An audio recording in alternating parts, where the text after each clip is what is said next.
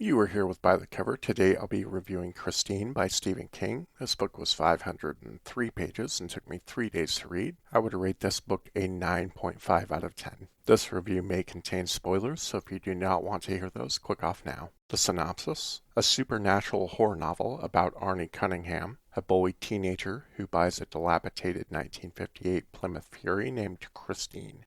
Christine is a compelling coming-of-age story that explores many of the challenges and struggles that come with growing up.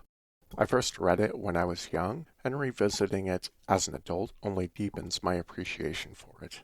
It holds up just as well now as it did then, and it remains one of my favorite Stephen King novels. It is truly iconic. As far as my likes with the book, this is one of my favorite covers ever. The contrast of the black against the off-white tone on the paperback always appeals to me. The paperback also just physically feels like the perfect book. It's satisfying to read and hold. If you're someone that enjoys the tactile side of reading, in my opinion, this one delivers. The introduction is great. It pulls you in immediately and sets the tone perfectly for the book. King wastes no time getting you invested in the story. I love how specific Stephen King is with the car itself. Focusing on a single year and model of the car makes Christine feel real. You can picture Christine so clearly, which makes the horror more grounded and unsettling. This is a coming-of-age story, and that's where the book really shines. The relationship between Dennis and Arnie is front and center. There is a lot of compassion there, and some genuinely touching moments throughout the book. You've got the contrasts between the two friends. Dennis is good-looking, more confident, better with girls, while Arnie is just not. And the way that gap affects their friendship growing up feels real. The book does a great job exploring how people grow apart, especially while growing up. Not just friends, but family as well. The high school setting is perfect. The book really anchors you in that world. The excitement of getting your first car, naming it, taking care of it, obsessing over it, getting your first girlfriend, dealing with bullying, being a part of sports programs and clubs. Tons of things that the common reader will have experienced in their own life. This book is not only a horror book, but a good amount of it is a slice of life retrospective on growing up. LeBay and Christine are both great antagonists. LeBay's character explores what can happen when you base your life around being angry.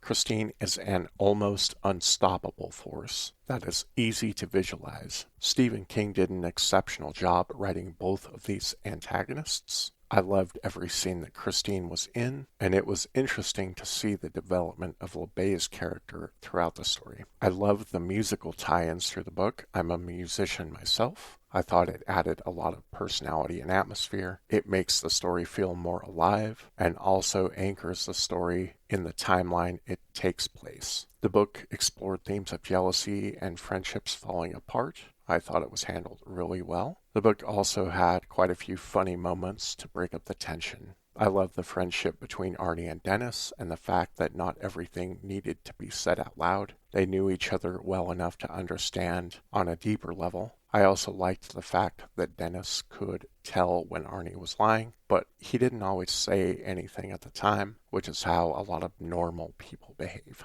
I liked that the book had chapter titles instead of just numbering them. That always makes books more interesting. I really like the tension that Junkins, the detective, added to the story as he was closing in on Arnie, and to a lesser extent other characters as well. Lastly, I loved all the kill scenes with Christine in them. They were done exceptionally well. The book was emotionally engaging because it anchors you in with a tight-knit group of people. You can feel the changes each goes through as you live with those characters. Arnie is a fairly likable character, so it's a bit heartbreaking to watch him be eaten up by his obsession. As far as my dislikes with the book, as always, King has a tendency to ramble on. On occasion, he interjects history into dialogue, and it really slows the conversation down. This eventually does get on my nerves, as I can predict when it's going to happen. When Dennis is injured, the pacing does slow down quite a bit, and that may not be to everyone's liking. There is also a POV shift about 2/3 of the way through the book. This did not bug me personally, and I didn't really care about it, but it is something that bothers other people, so I'll mention that.